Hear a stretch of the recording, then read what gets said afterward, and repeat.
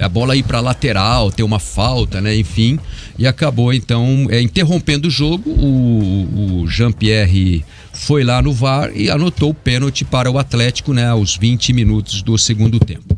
Muito bem, 12:20, este é o Bate Pronto, você ligado aqui em nome do Consórcio Servopa, sua próxima conquista começa aqui e KTO.com, onde a diversão acontece. O Coritiba joga logo mais às 8 da noite contra o Goiás, lá na Serrinha, em Goiânia, jogo pela 13ª rodada do Brasileirão, aliás, é o jogo que vai fechar essa rodada e terá hoje a direção do Thiago Kozlowski, o técnico interino que assume aí com a saída do Antônio Carlos Zago. E o Coritiba tá atrás de reforços. Hoje abriu a janela, né, TT? Entrou aquele ventinho de esperança e o Coritiba tá tentando trazer o centroavante Edu, que tá lá no Cruzeiro, destacou-se pelo Brusque na segundona do Brasileiro e é um nome muito cogitado e que deve ser fechado ainda nessa semana pelo Coritiba. TT, boa tarde. Uma ótima tarde para você, Linhares, e todos que nos acompanham aqui na Jovem Pan News. Grande abraço para todo mundo que tá na escuta. Pois é, a janela abriu, né? Mas o resultado que o torcedor Coxa Branca não é o que estava prometido, digamos assim, pelo CEO do Coritiba, Carlos Amodeu. Ele havia prometido que até abrir a janela, cerca de 4, 5 jogadores já estariam, entre aspas, engatilhados. Porém, até agora, hoje, dia 3 de julho, abertura da janela, temos apenas a apresentação oficial do Fran Sérgio, que aconteceu na semana passada, e essa notícia do Edu, atacante de 30 anos, vem por empréstimo ao Coritiba até o final do ano de 2023, e o contrato dele é com o Cruzeiro até o final de 2024. A assinatura do contrato do Edu depende apenas da realização dos exames e de alguns trâmites burocráticos. É claro que o clube não divulga, mas o jogador deve estar chegando a Curitiba no início dessa semana para realizar os exames e aí sim, depois que tiver tudo certo com ele, aí sim assinar o seu contrato por empréstimo até o final desse ano. O Edu não joga desde o início de abril. Ele não faz um jogo inteiro, uma partida inteira, desde fevereiro desse ano. Mas o fato de disputar a Série A foi o que realmente pesou para o jogador aceitar a proposta do Coritiba. Ele se destacou em 2021, fez 17 gols jogando pelo Brusque em 33 jogos e aí chamou a atenção do time do Cruzeiro. A Raposa foi lá, contratou o jogador, que no ano passado foi um dos destaques do Cruzeiro no título da Série B.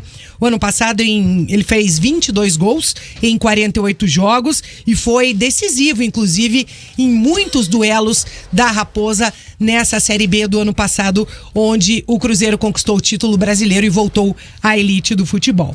No começo desse ano, ele foi emprestado ao Diba, dos Emirados Árabes Unidos, mas não obteve o mesmo rendimento do ano passado. Nesses 6 primeiros meses, ele fez 6 jogos e apenas 2 gols, jogando pelos Emirados Árabes Unidos. Claro que o torcedor Coxa Branca queria mais reforços, mas, pelo menos no caso do Edu, o Coritiba ganhou aí a disputa de outros clubes da Série B que estavam interessados no jogador. Tinha interesse do Novo Horizontino, tinha interesse do Vitória, do Sport, mas justamente o fato de disputar a Série A foi o grande atrativo pro Coritiba na disputa por esse jogador. Claro que o torcedor Coxa Branca queria começar essa janela com mais reforços à vista, mas o Edu é esse jogador. Centroavante nato, aquela presença de área. Felipe Dalck vai ser importante para reforçar o elenco do Verdão? Tive uma conversa esses dias, no final de semana. O Edu seria uma boa contratação se não tivessem trazido o Zé Roberto. Porque ele é um bom reserva. Desculpa, mas pra Série A ele é um bom reserva. Exatamente. Você acha que ele não tem mais futebol que o Zé Roberto para disputar a posição no ataque? Nem que o Léo Gamalho ele tem, independente se ele tem mais futebol ou não. Tô dizendo que os dois são reservas. Os dois têm que ser reserva. Não pode depender um time de Série A de Campeonato Brasileiro de Edu e Zé Roberto. Entendeu? Não Justamente. tem como. Na minha opinião, esse é o ponto. Não é o cara que vem pra resolver, né? Não e também exato. pelo que a gente viu, ele esse ano ainda não tá vivendo um grande momento porque passou por lesão. Então, acho que até a questão de ritmo de jogo tá diferente, né? Ele não faz um jogo completo desde fevereiro. Precisaria também de um tempo, mas eu acredito que é um jogador pra compor elenco. Mais um, né? Esse é o ponto. Por isso que eu estou falando. Se não tivesse o Zé Roberto, o Edu seria um bom jogador para vir aqui e ser o reserva imediato, ter oportunidades, entrar durante a partida, né? Mas não para vir para ser o salvador da pátria, né? O Sassamutema aí da camisa 9, né? O salvador da exatamente. Então eu acho que o Coritiba hoje tá no desespero. Total, assim, tá no desespero. É porque eu acho que tá tendo muita dificuldade, né? Com certeza. Porque se o Coritiba tinha a ideia de hoje, quando tá abrindo aí a janela pra registrar jogador, ter 4 engatilhados, tem 2. A gente não sabe se tem engatilhado ou não, né? Só que o que a gente tem de realidade é que apenas um chegou. Só o Sérgio. Não, e o Zago até pontuou isso na coletiva lá, a última que ele deu lá em Porto Alegre, né? Ele falou, ó, essa janela do meio do ano não é janela pra você montar time. A janela de montar time é lá no começo do ano, quando você contrata o elenco, reforça, traz 6, 7, 10 jogadores. Essa janela do meio do ano é para você trazer 2, 3 ali para dar uma pitada complementada no que você tá de carência, né? Ano passado o Coritiba se acertou, né? Porque estava mal na Série A, o Coritiba se acertou muito com a janela do meio de ano, né? Que veio o Gabriel, goleiro, né? Depois de tantas críticas ao Muralha, veio o Jesus Trindade. Não, o Kusevich veio esse ano. O Kusevich veio no Paranaense. Jesus Trindade, Bruno Gomes, todos esses jogadores vieram na janela do meio de ano. Bosquilha, que não teve tantas oportunidades naquele momento porque machucou muito, mas foram jogadores que vieram na janela do meio do ano, né? Então, você pega o Gabriel, que foi titular absoluto, você pega o Jesus Trindade e o Bruno Gomes, que foram titulares absolutos, né? Foram jogadores que se tornaram importantes naquele momento. E hoje o Coritiba precisa praticamente remontar tudo. É porque muita gente saiu, né? O Coritiba contratou 16 jogadores no início do ano e não utilizou, né? Não deu sequência para 30% deles. Pois é. É muita coisa. Cara, mas existem negócios no Coritiba que eu não consigo entender. O Coxa pagou 600 mil reais no Gabriel Silva. Inclusive é aniversário dele hoje. Parabéns. Me perdoe. Daqui a pouquinho a gente fala dos aniversários. Independente de qualquer coisa, mais parabéns. O Gabriel Silva, ele não entrou, não jogou. E o Gabriel Silva não tem perfil físico de Série A. Dentro do clube existia até uma situação de que o Lucas Ronier não tinha perfil físico de Série A. E eles contrataram pagando 600 mil reais de empréstimo para um meia de armação. Não estreou. Que não estreou, né? Ano passado pagaram 500 mil reais no Cadorini, mas o Cadorini jogou.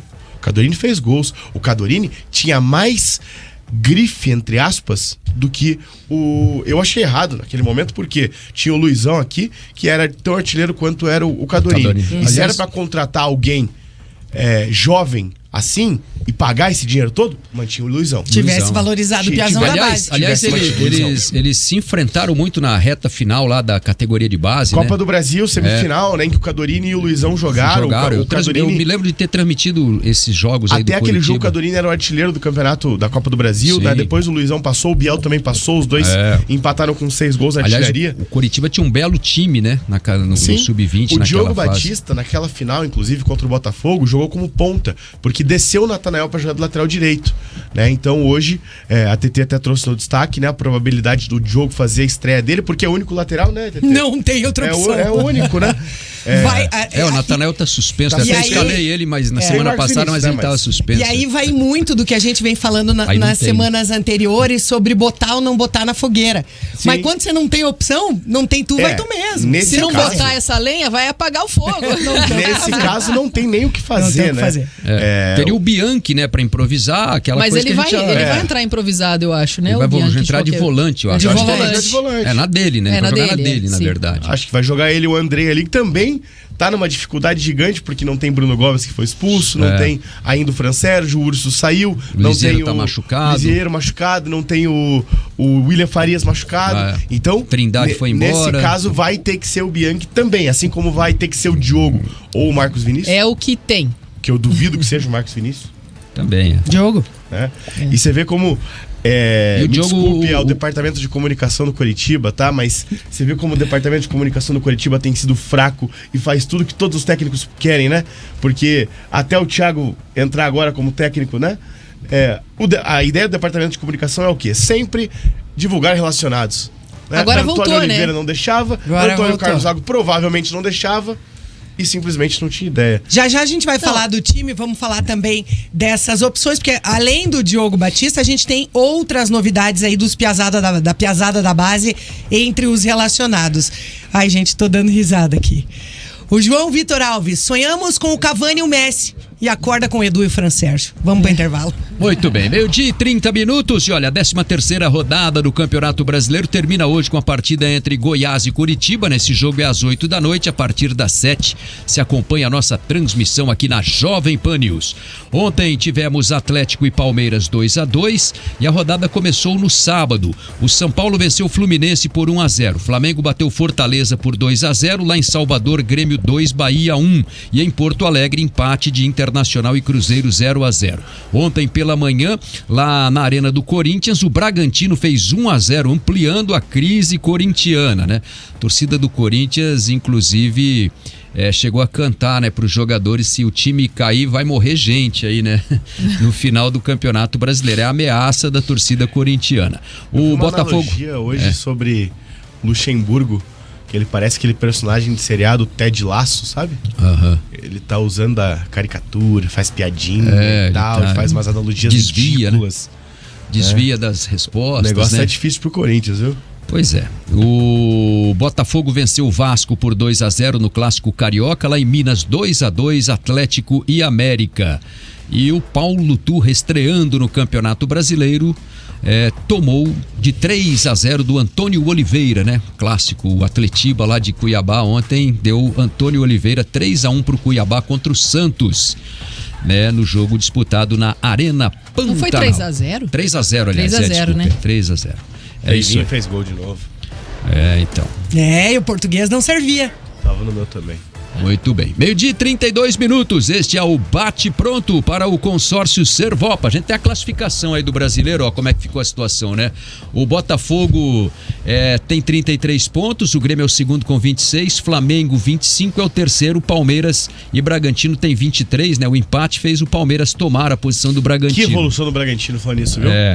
O Fluminense, o São Paulo e o Internacional tem 21, Atlético e Atlético Mineiro com 20 pontos, o Fortaleza também tem 20 pontos, Cruzeiro 18, Cuiabá foi a 15, o Santos 13, Bahia 12, Corinthians 12 e na zona do rebaixamento Goiás com 11, Vasco com 9, América também com 9 e o Coritiba com apenas 4 pontos. Pode ter uma troca de posições ali entre o Goiás e o Corinthians, né? O Bahia também, não sei se o Goiás passa o Bahia ali no número de vitórias. Vamos torcer para que o Goiás fique ali, né? Mas o Coritiba reaja. Podem me xingar. Porque pro Coritiba precisa de 3 vitórias pelo menos para sair da zona de rebaixamento, contando com o resultado dos outros adversários, né? Podem me xingar no chat aí, mas se o Antônio Oliveira tivesse continuado no Coritiba, o Coritiba já tinha vencido um jogo. Não estava a 18 jogos sem. O Coritiba talvez estivesse ali na posição do Cuiabá ali, né? De repente, sei lá.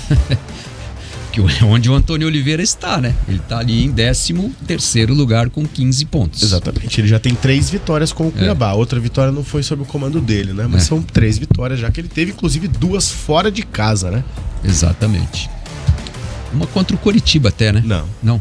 Contra o Coritiba foi empate 1-1 em casa, né? 1-1. Ele venceu o Cruzeiro fora e venceu, se eu não me engano, o Goiás fora. Venceu, exatamente. Goiás. O Cruzeiro foi até na estreia dele, né? Cruzeiro na estreia dele 1-0 fora de casa. A gente estava até indo para Belo Horizonte fazer o jogo do Atlético Mineiro e Atlético. Foi na segunda-feira à noite esse jogo aí.